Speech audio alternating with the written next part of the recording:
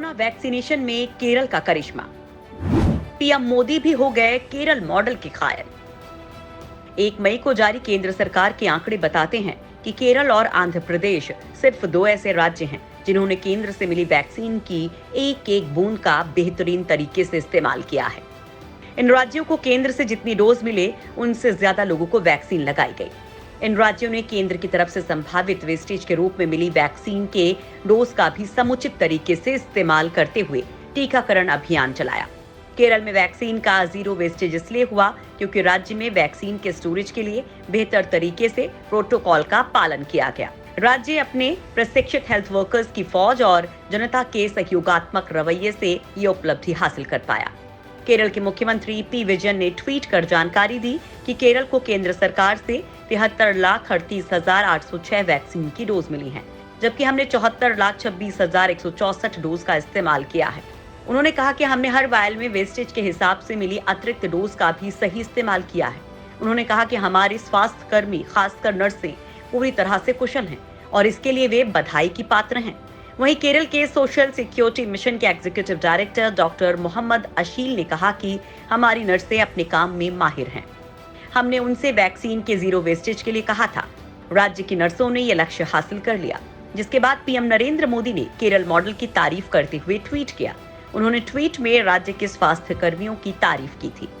केरल ने कौन सा मॉडल अपनाया है? आमतौर पर वैक्सीन वेस्टेज 3 स्तरों पर होती है। पहला, वैक्सीन को लाने ले जाने पर, दूसरा कोल्ड चेन और तीसरा जहां वैक्सीन लगाई जाती है। केरल सरकार ने इन सभी बिंदुओं पर कड़ाई से प्रोटोकॉल का पालन करते हुए 0 वेस्टेज की रणनीति अपनाई और ये लक्ष्य हासिल किया। केंद्र की तरफ से जारी वैक्सीन वेस्टेज की जारी सूची में तेलंगाना सबसे ऊपर था, जहां 17.6% वैक्सीन बर्बाद हुई, जबकि वेस्टेज का पूरे देश का औसत 6.5% है। केरल के पास डॉक्टर और नर्सेज की बड़ी खेप तैयार करने की अपेक्षाकृत ज्यादा क्षमता है। 2016 तक राज्य में 20 ऑक्सिलरी नर्सिंग और मिडवाइफरी ट्रेनिंग इंस्टीट्यूट थे। इनमें से 9 सरकारी थे। 204 जनरल नर्सिंग और मिडवाइफरी ट्रेनिंग इंस्टीट्यूट थे। इनमें से 16 सरकारी थे। बीएससी नर्सिंग इंस्टीट्यूट की संख्या 133, एमएससी नर्सिंग की डिग्री देने वाले संस्थानों की संख्या 68 थी। नर्सों की ट्रेनिंग के मामले में केरल देश में अव्वल है। दुनिया में केरल की नर्सों की डिमांड ज्यादा।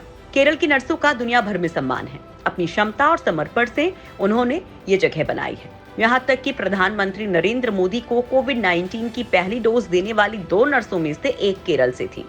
कोरोना वैक्सीनेशन में केरल की नर्सों की भूमिका बेहद अहम है। कोरोना के संकट के बीच दुनिया भर में केरल की नर्सों की मांग बढ़ी है। आंकड़ों से पता चलता है कि कोरोना की महामारी से पहले केरल सरकार का overseas development and employment promotion consultants हर महीने करीब 40 नर्सें विदेश भेजता है, लेकिन इसके बाद इसमें कई गुने का इजाफा हो गया। केरल की नर्सें संयुक्त अरब अमीरात, ब्रिटेन, सऊदी अरब के अलावा कई देशों में अपनी सेवाएं दे रही हैं।